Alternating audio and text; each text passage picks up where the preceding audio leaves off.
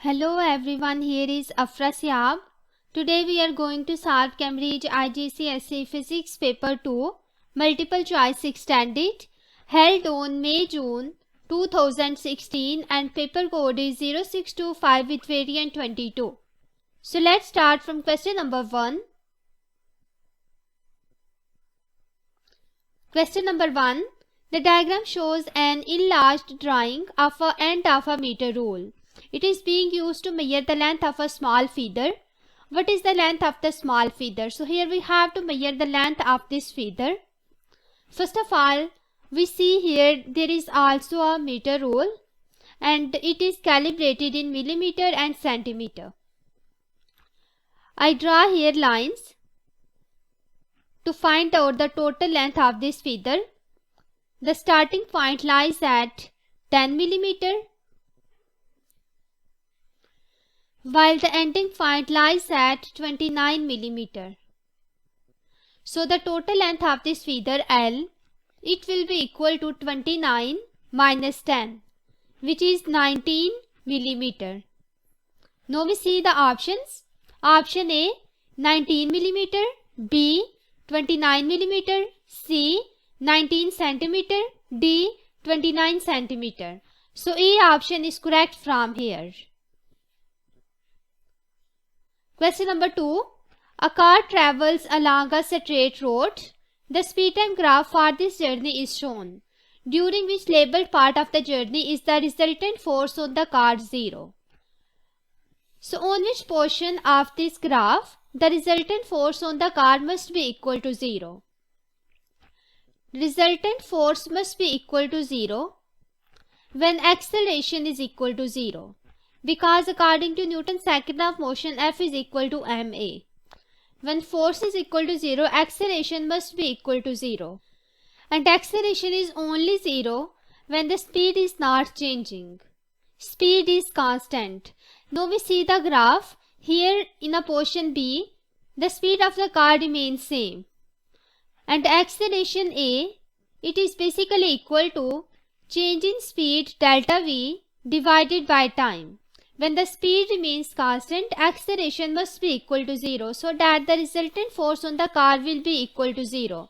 It means that here is portion B where the resultant force on the car is 0. Question number 3.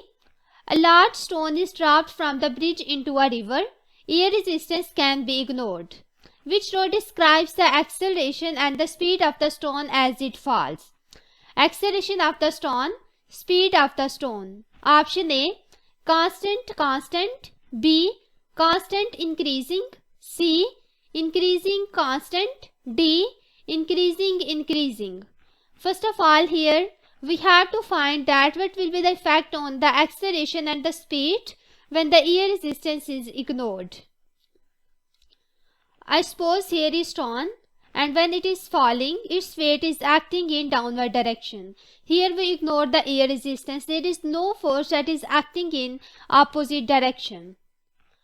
So the acceleration of a stone is basically equal to the acceleration due to gravity, which is always remain constant, which is equal to 10 meter per second square. It means that acceleration of the stone remains constant, and as the object falls under this acceleration, its speed increases. From here, option B is correct, which shows that acceleration is constant while the speed of stone increases. Question number 4. A cup contains hot liquid. Some of the liquid evaporates. What happens to the mass and what happens to the weight of the liquid in the cup? First of all, we have here cup, and there is liquid inside this cup. There is a process of evaporation. During the evaporation, high energy molecules from the surface escape, leaving only the low energy molecules. We have to tell the effect on the mass and weight of the liquid in the cup. When some of the molecules escape, then the mass decrease. So I write here mass decrease. Also, weight is the product of mass and acceleration due to gravity. When mass decrease, weight of a body also decrease. It means that when there is evaporation, mass and weight of the liquid both decrease. Now we see the options. Mass and weight. Option A, decreases, decreases. B, decreases, stays the same. C, stays the same, decreases. D, stays the same, stays the same. From here, option A is correct. Question number 5. Below are 4 statements about the acceleration. Which statement is not correct? Option A, acceleration always involves changing speed. B, changing direction always involve acceleration. C, changing speed always involve acceleration. D, circular motion always involve acceleration. So first of all, acceleration is produced when either there is change in speed or change in direction of the body. So A option is incorrect statement. I circle option A. Here it says that acceleration always involves changing speed, but option A is incorrect statement because acceleration may involve a change of direction at constant speed. Question number 6. The diagram shows a non-uniform beam of weight 120 Newton pivoted at one end. The beam is kept in equilibrium by a force F. What is the value of the force F? So here we have to find out the value of this force. Option A, 30 Newton. B, 40 Newton. C, 360 Newton. D, 480 Newton. Here I use the concept that the total movement remain conserved. Clockwise movement will be equal to the anti-clockwise movement. First of all, I calculate clockwise movement and then anti-clockwise movement. So I write here clockwise movement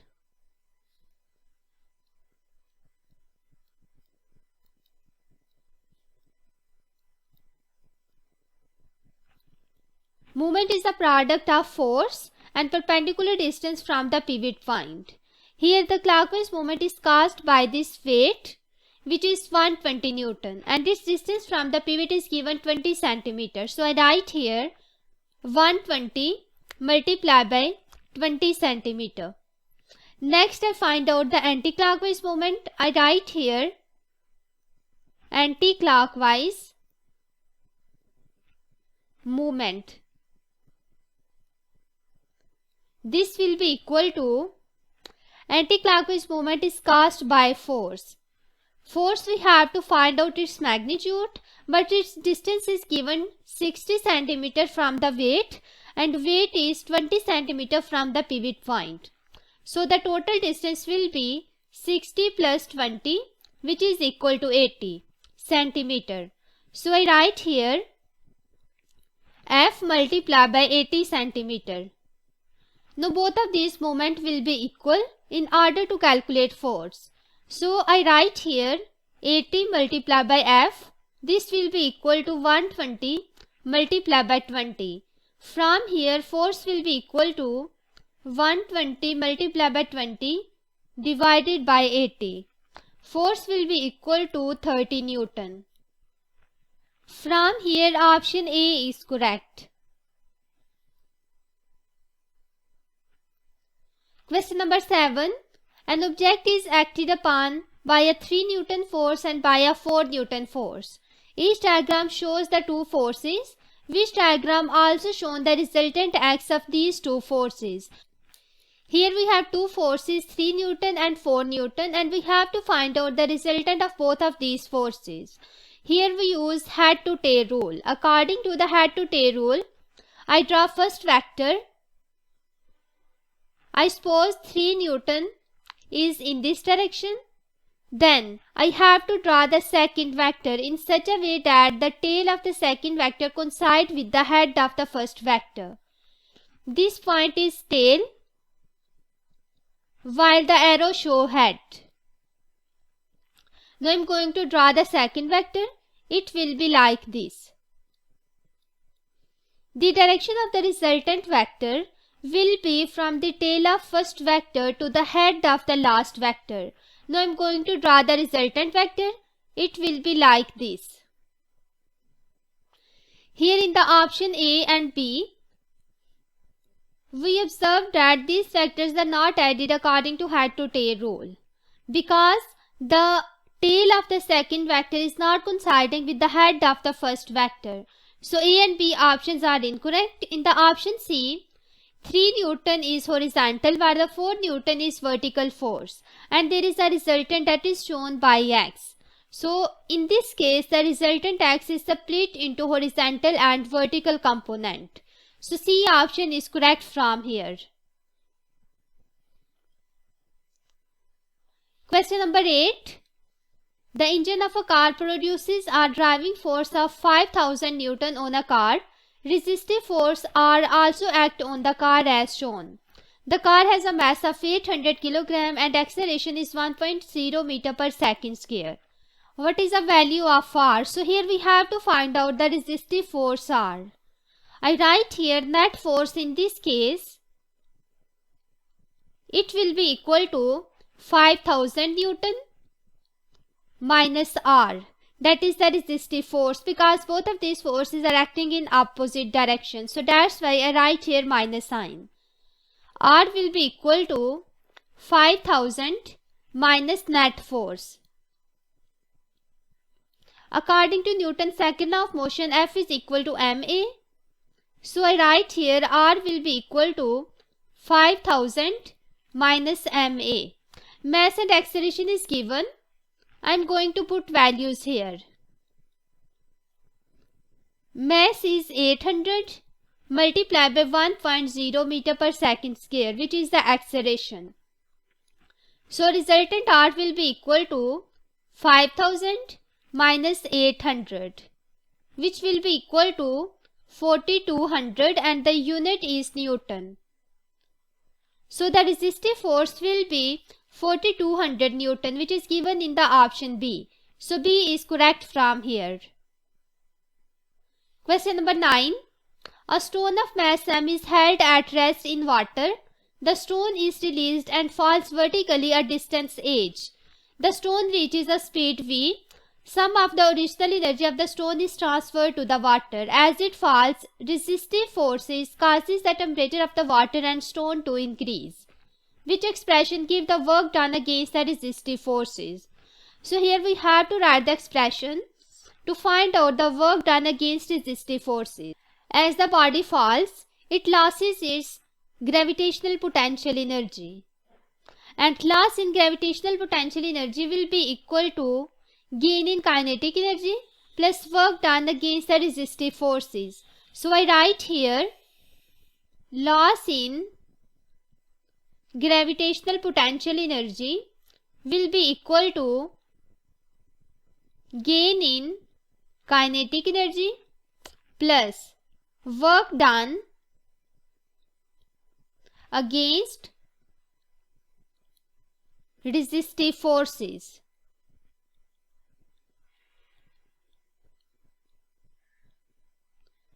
Loss in gravitational potential energy will be equal to mgh. It will be equal to half mv square plus work w. We have to find out work. So work will be equal to mgh minus half mv square. Now we see the option. In the option B, mgh minus half mv square is given. So B option is correct from here.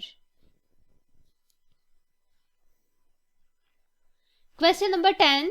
Which energy resources does not derive its energy from the sun? Option A, geothermal, B, hydroelectric, C, oil, D, waves.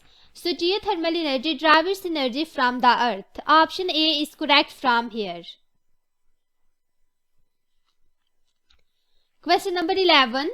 Some processes are more efficient than the others. Which expression gives the efficiency of the process? So here we have to write the formula for the calculation of the efficiency of any process. Efficiency is basically the ratio of the useful energy output to the total input energy. Now we see the options. Option A, total energy output divided by total energy input multiplied by 100%. This is incorrect because we don't have to consider the total energy output. We only have to consider the useful energy output. Option B, useful energy output divided by total energy input multiplied by 100%. So B option is correct from here. We also see other ones. Option C, wasted energy output divided by total energy input multiplied by 100%. D, wasted energy output divided by useful energy output multiplied by 100%. C and D, both of these are incorrect from here. Question number 12. A diver underwater uses breathing apparatus at a depth where the pressure is 1.25 into 10 to the power 5 Pascal. A bubble of a gas breathed out by the diver has a volume of 20 cubic centimeter when it is released. The bubble moves upward to the surface of the water. At the surface of the water, the atmospheric pressure is 1.00 into 10 to the power 5 Pascal. The temperature of the water is the same at all depth. What is the volume of this bubble when it reaches the surface? So here we have to find out the volume of the bubble when it reaches the surface where the atmospheric pressure is 1.00 into 10 to the power 5 Pascal. Here the temperature remains same. So I use Boyle's law that pressure is inversely proportional to volume at constant temperature.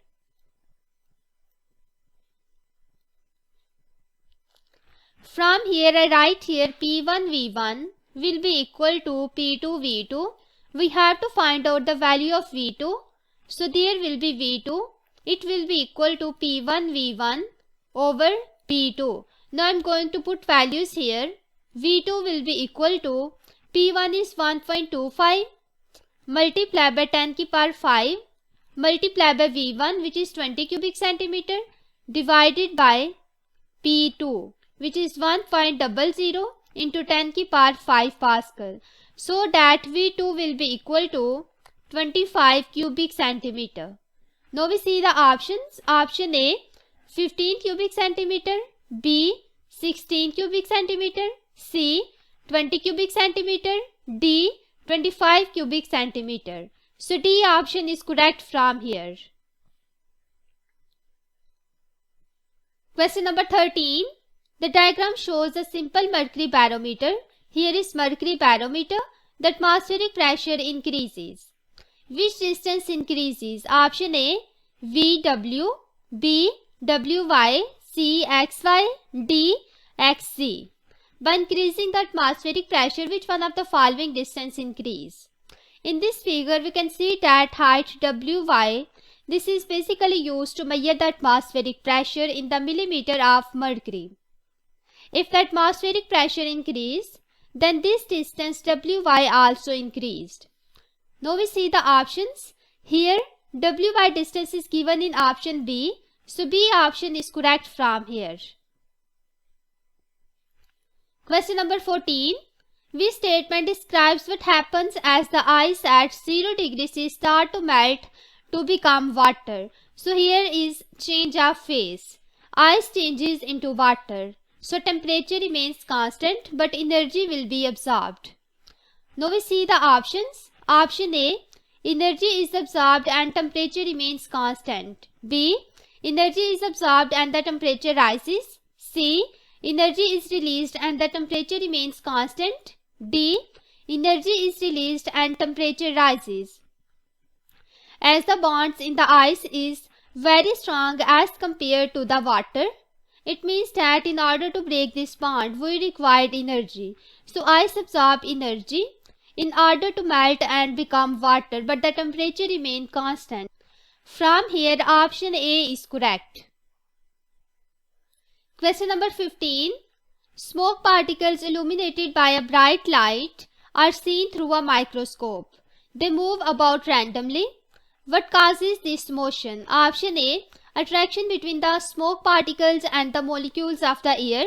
B, collision between the smoke particles and the molecules of the air. C, evaporation of the faster moving smoke particles. D, warming of the smoke particles by the lamp. So first of all, the smoke particles move randomly.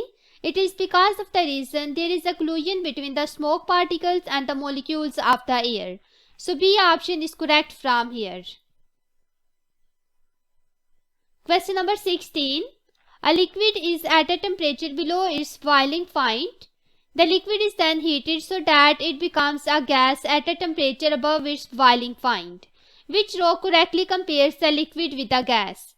Average distance between the particles, average speed of the particles. Option A, greater in the liquid, greater in the liquid. B, greater in the liquid, smaller in the liquid. C, smaller in the liquid, greater in the liquid. D, smaller in the liquid and smaller in the liquid.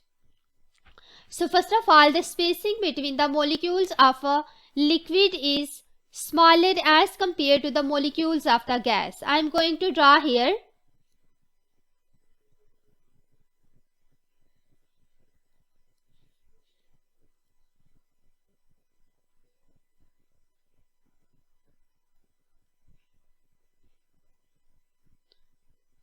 This is liquid and it is gas.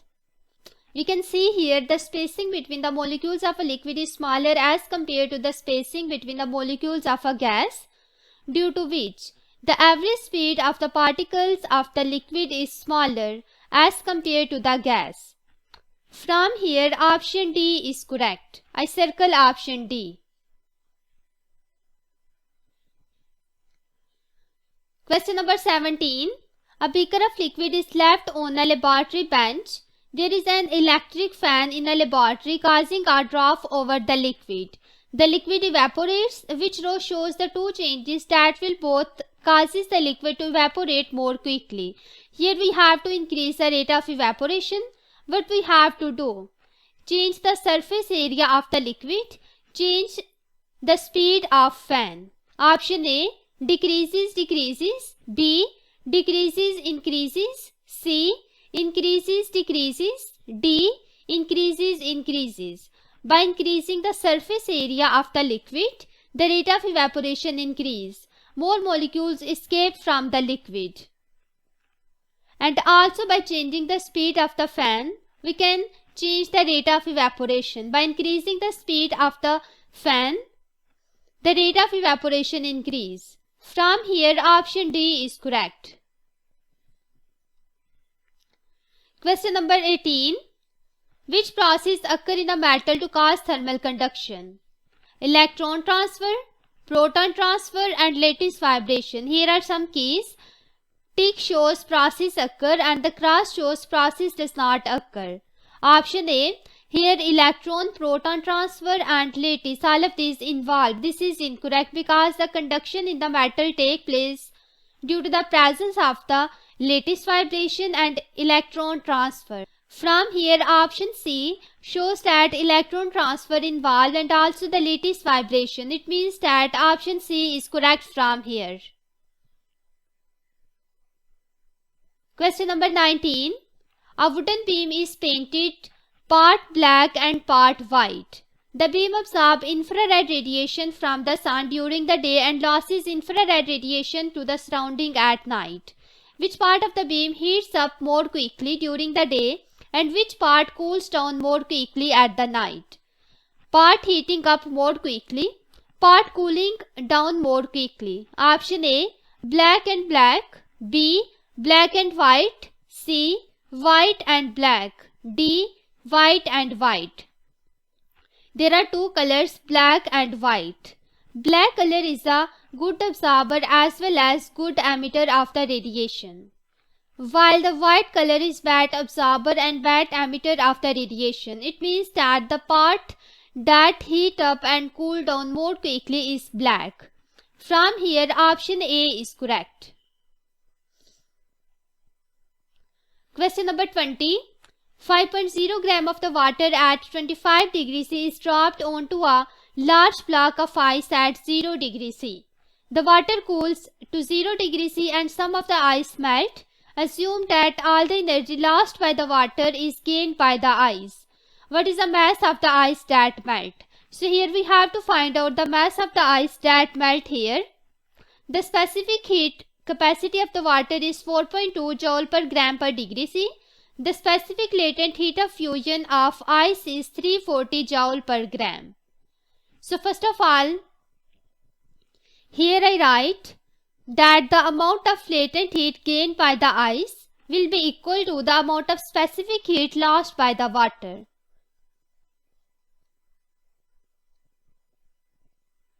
Amount of latent heat gained by ice will be equal to amount of the specific heat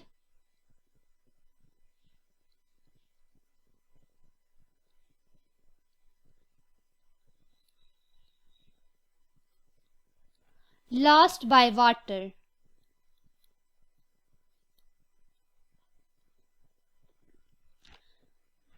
I put here values.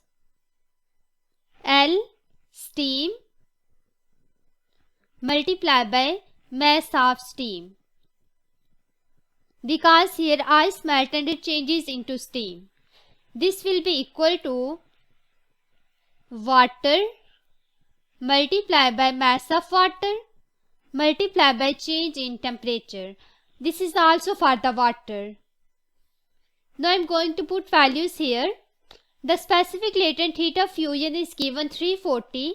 There will be 340 joule per gram multiplied by mass of steam.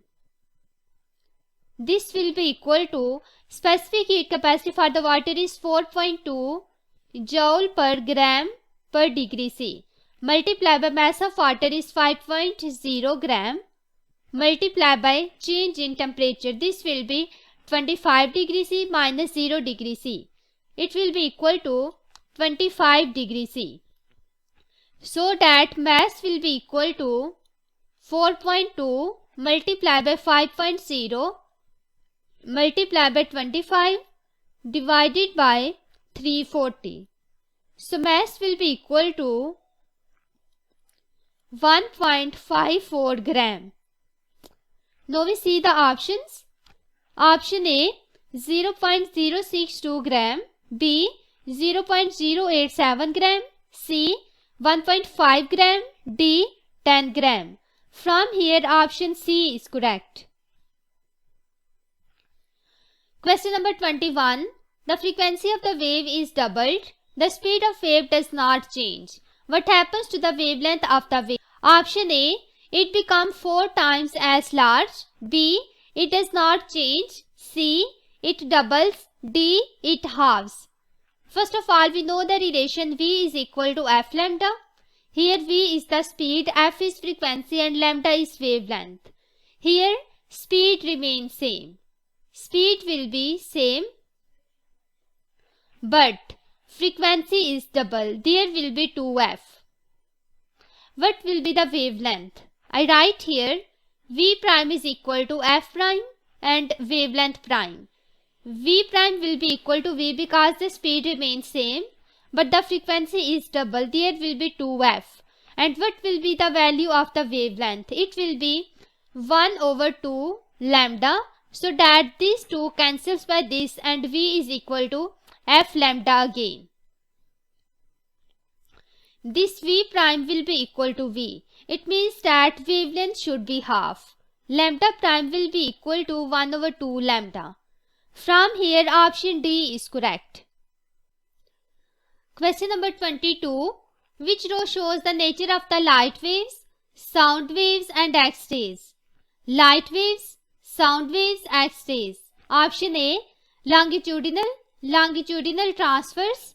B, longitudinal transverse longitudinal. C, transverse longitudinal transverse. D, transverse longitudinal. Light waves and X-rays, both of these are transverse. I write here light waves and X-rays. These are transverse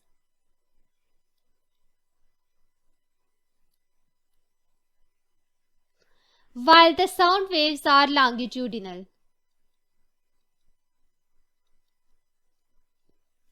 In the longitudinal wave, the vibration of a particle is parallel to the direction of propagation of the wave, while in the light waves and X-rays, data transfers. The direction of the vibration of the particle is perpendicular to the direction of propagation of the wave. Now we see the options. In the option C, light waves and X-rays, both of these are transverse, while sound wave is longitudinal. So C option is correct from here. Question number 23. The diagram shows the light passing from air into glass. The glass has a refractive index of 1.5. What is the angle of refraction in the glass? So here we have to find out the angle of refraction. We see this diagram, this dotted line shows the normal line, and angle of incidence is the angle that the incident ray make with the normal line. It means that 30 degree is basically the angle of incidence. We have to find out the angle of refraction. So I use here that refractive index n, it will be equal to sine function of angle of incidence divided by sine function of angle of refraction. So sine of r, this will be equal to sine of angle of incidence divided by n. Now I am going to put values here. Then the angle of refraction will be sine inverse of sine of angle of incidence, which is given 30 degree, divided by n, 1.5. So r will be equal to 19.47 degrees. Now we see the options.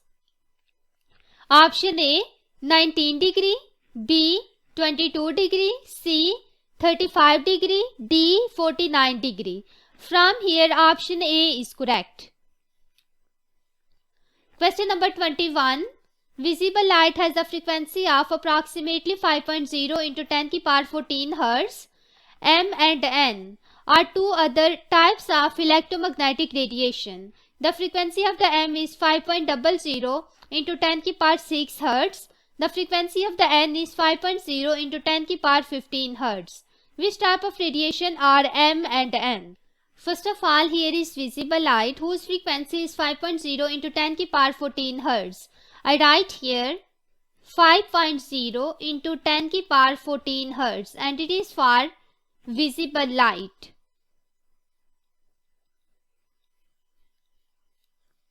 The frequency of M is smaller as compared to visible light. I write here M, and its frequency is 5.0 into 10 to the power 6 Hz. Frequency of N is larger as compared to visible light, so it will be 5.0 into 10 to the power 15 Hz. Now we see the options. M and N. Option A, radio waves and infrared. Both of these, radio wave and infrared, has frequency that is smaller than visible light, but here the frequency of the N is larger as compared to visible light. So A option is incorrect from here. Option B, radio waves and ultraviolet. The frequency of the radio wave is smaller as compared to the visible light, but the frequency of the ultraviolet rays is larger as compared to visible light. It means that M is radio wave while the N is ultraviolet. B option is correct from here. Option C, here is ultraviolet and X-rays. Both of these rays have the frequency larger than the visible light. So C option is incorrect from here. Option D, X-rays and infrared rays. Here X-rays has larger frequency as compared to visible light, but here M has smaller frequency as compared to visible light. That's why D option is also incorrect from here. Only the correct option is B. Question number 25.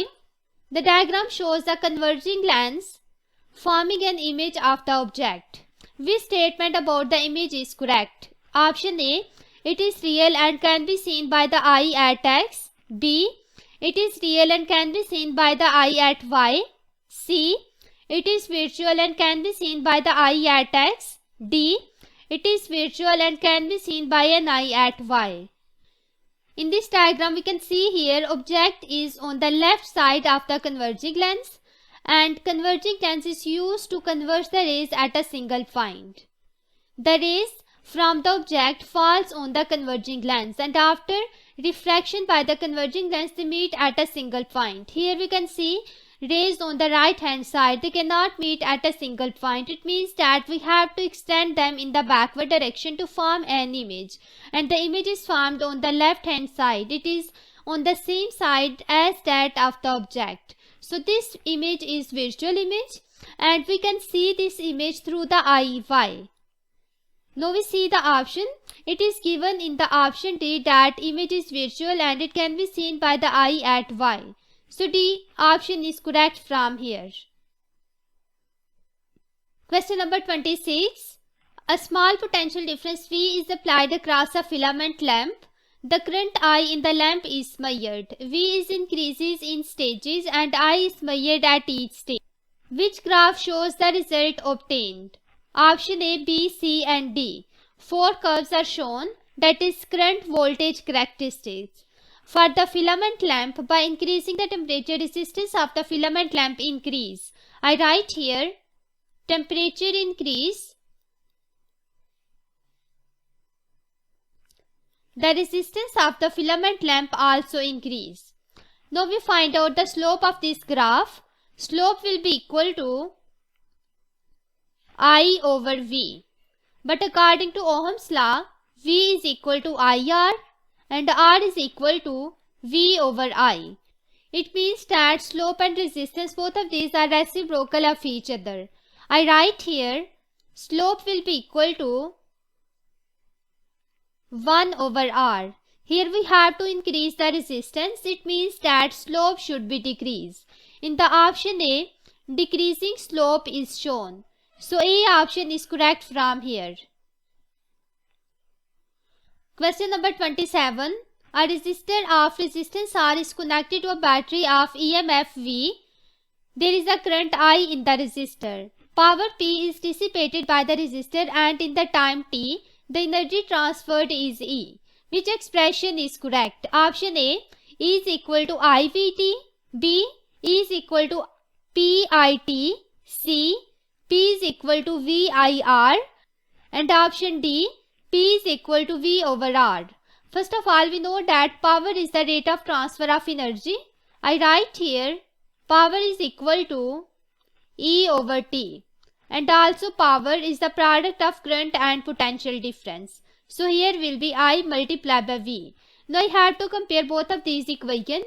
E over T will be equal to IV. From here energy E is equal to IVT, which is given in option A. So A option is correct from here.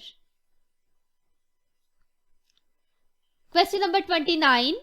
A wire has a certain electrical resistance. The diameter and the length of wire may be changed. Which pair of the changes must cause the resistance of a wire to increase? So here we have to increase the resistance of the wire. Change of diameter and change of lengths are shown. Option A, decreases, decreases. B, decreases, increases. C, increases, decreases. D, increases, increases. First of all, we know that resistance is equal to resistivity, length over area. And area is equal to pi r square, where r is radius and radius is half of the diameter. So I write here pi d square by 4. So resistance will be equal to resistivity 4 multiplied by L over pi d square. From here resistance is directly proportional to length and it is inversely proportional to diameter square. It means that we can increase the resistance only by increasing the length or decreasing the diameter. Change of diameter should be decreased, but the change of length should be increased. It means that option B is correct from here. Question number 29. The 4 circuits shown all including an AC power supply, 2 diodes and a lamp. In which circuit is there a rectified current in the lamp? There are 4 circuits A, B, C and D. In the option A, here we can see that there are 2 diodes and a lamp AC power supply. only circuit A will allow the current to pass through it in one particular direction. So A option is used to give the rectified current in the lamp. Option A is correct from here. We also see the other ones. In the option B, here current flow in both directions because the diodes are connected here in different path. So circuit B cannot be used to give a rectified current in the lamp. B option is incorrect. In the option C, again we can see here that there are two diodes, lamp and AC power supply. There is no current flow in this circuit because for each direction there is at least one reverse bias diode, and in the reverse biasing of the diode there is no current passing through the circuit. So C option is also incorrect from here. Now we check the option D. Here current flow in both directions because both diodes are connected in two different ways. If one is forward bias in one cycle, then the second diode should be forward bias in the other cycle. It means that option D is also incorrect. So only correct option is A. Question number 30. P and Q are the circuit symbols for two electrical components. There is P and Q. Which component are represented by the P and by Q? P and Q. Option A, thermistor, fuse. B, thermistor and relay. C, variable resistor, fuse. D, variable resistor, relay. So P component is basically thermistor.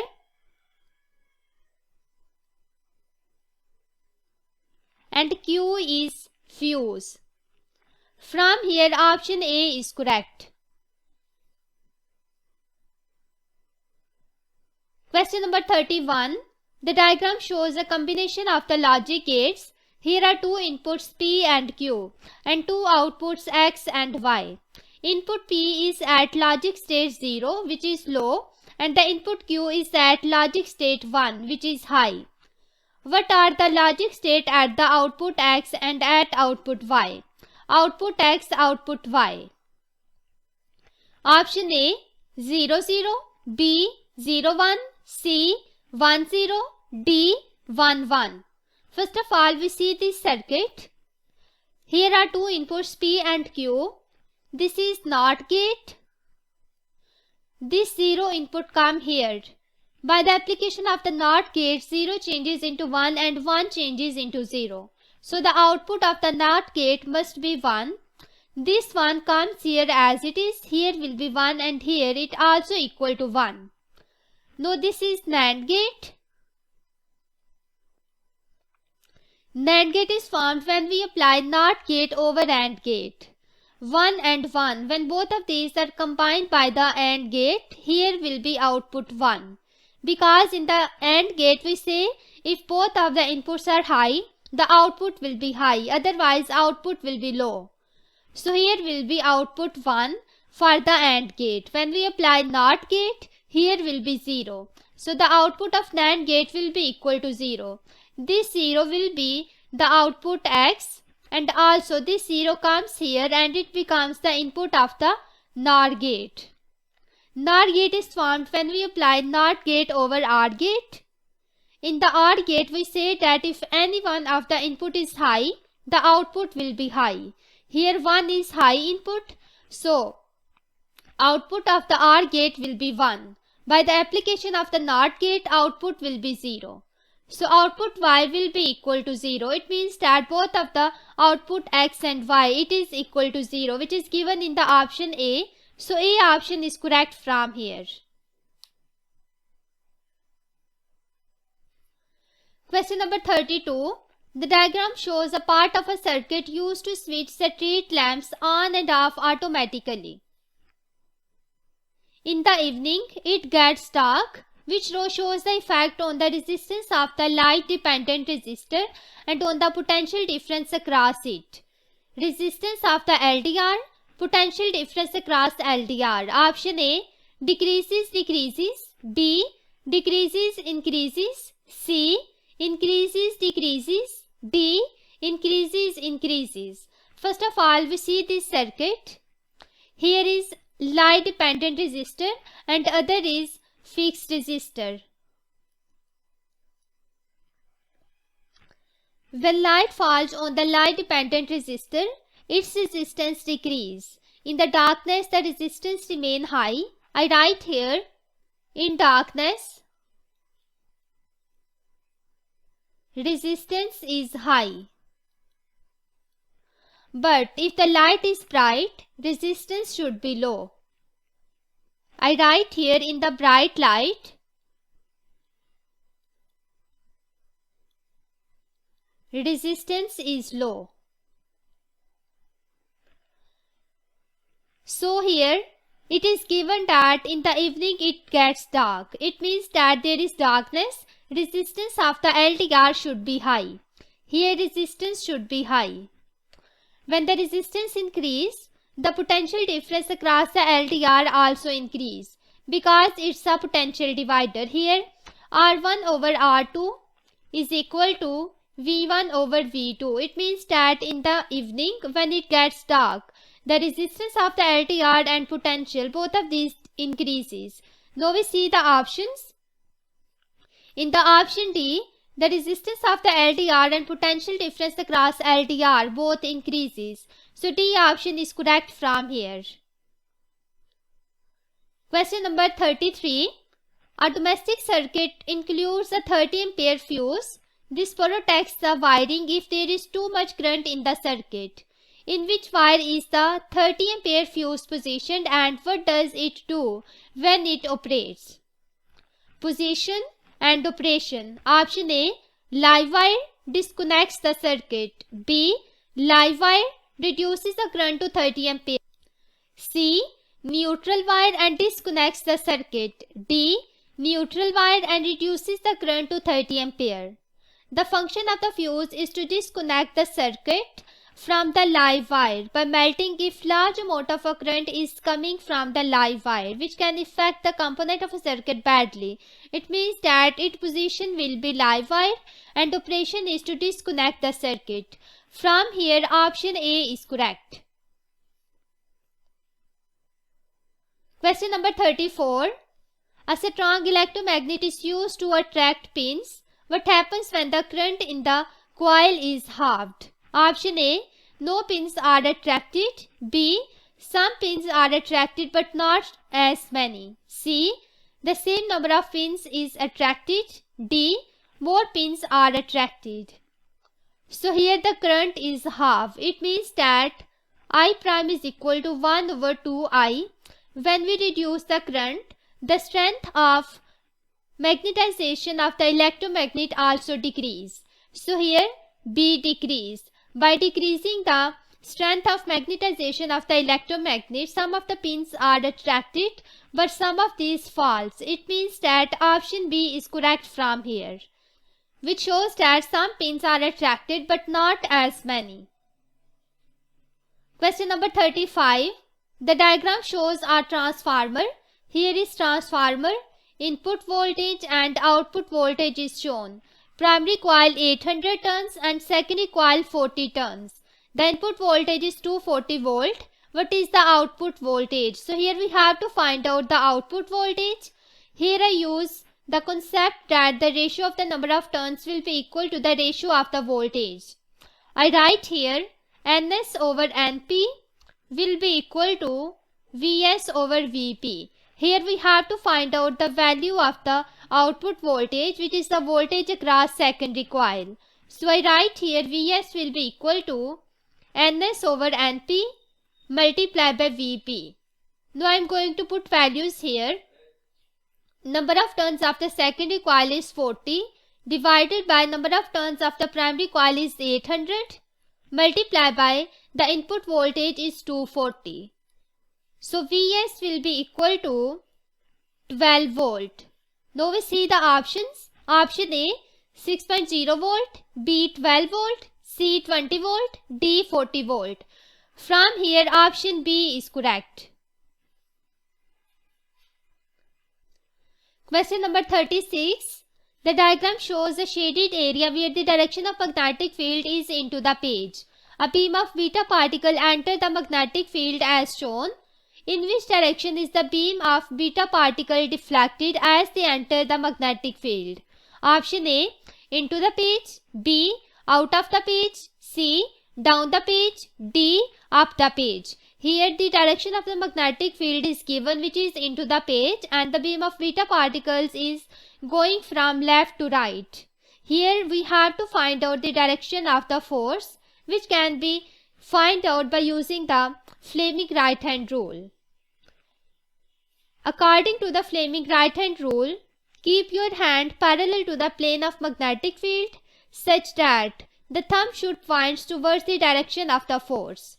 Move the index finger perpendicular to the plane of magnetic field and force. Index finger will show the direction of the current.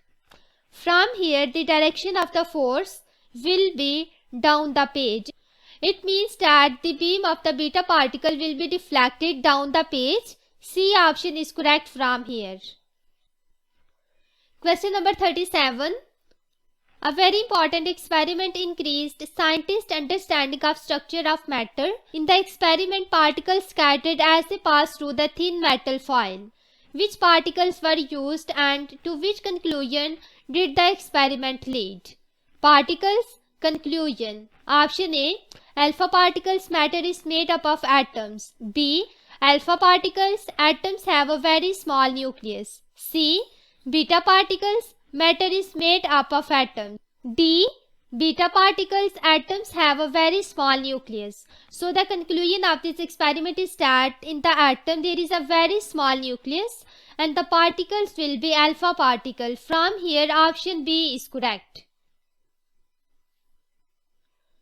Question number 38. Below are the symbols for 5 different nuclides.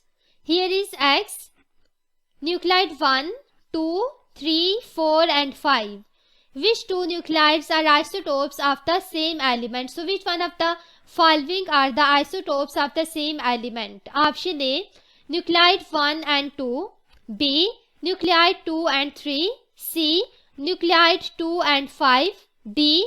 Nuclide 4 and 5. First of all, what is isotopes? Isotopes are actually the elements that have same atomic number but different atomic mass. Here in nuclide 1 and 2, we see atomic number is 17 for both of these. It means that nuclide 1 and 2, these are the isotopes of the same element, but not nuclide 3, 4 and 5 because their atomic number is different. It means that from here option A is correct. Question number 39. A radioactive decay can be represented as shown. The equation is incomplete. In this decay, the nucleus changed by option A. Absorbing a neutron.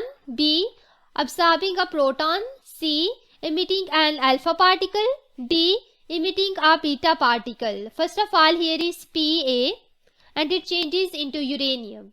The atomic number of Pa is 91 and the atomic number of uranium is 92. It means that when this reaction occurs, the atomic number increased by 1. I write here atomic number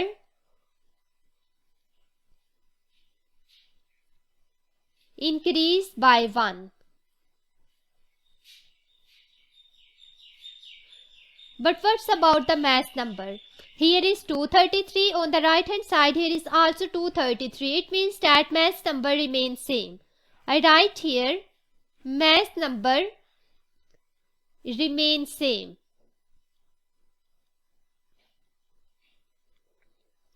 So this element is basically the beta particle. I write here beta with atomic number -1 while the mass number is 0. So there will be emission of beta particle so that the atomic number and mass number on both sides of this arrow remain same. D option is correct from here. Question number 40. The graph shows how the decay rate of the radioactive source changes with the time. Here is decay rate, decay per second and time in days is given. What will be the decay rate at 8 days? Here is 8 days. We have to find out the decay rate at 8 days. First of all, in this graph, we can see that initially, when time t is equal to 0, decay rate is 4000 decay per second. At 2 days, decay rate is 2000 decays per second. At 4, decay rate is 1000 decay per second. Here I make a table that shows time in days and decay rate. First of all, when time t is equal to 0, decay rate is 4000 decays per second. When time t is equal to 2 days, decay rate is 2000. When time is 4 days, decay rate is given 1000 decays per second. Here we can see that first of all, decay rate is 4000, then it will be 2000, after that it is 1000. When 2 days passes, half-life is a time during which the decay rate remains half. 2 days is a half-life after which the decay rate becomes half. Now we have to find out the decay rate at 6 days and at 8 days. So I write here at 6 days, decay rate will be 1000 divided by 2, which is equal to 500. So there will be 500. At 8 days, decay rate will be half of the 500, which is equal to 250. So there will be 250 decay per second. Now we see the options. Option A, 0 decay per second. B, 125 decays per second. C, 250 decays per second. D, 500 decays per second. From here, C option is correct.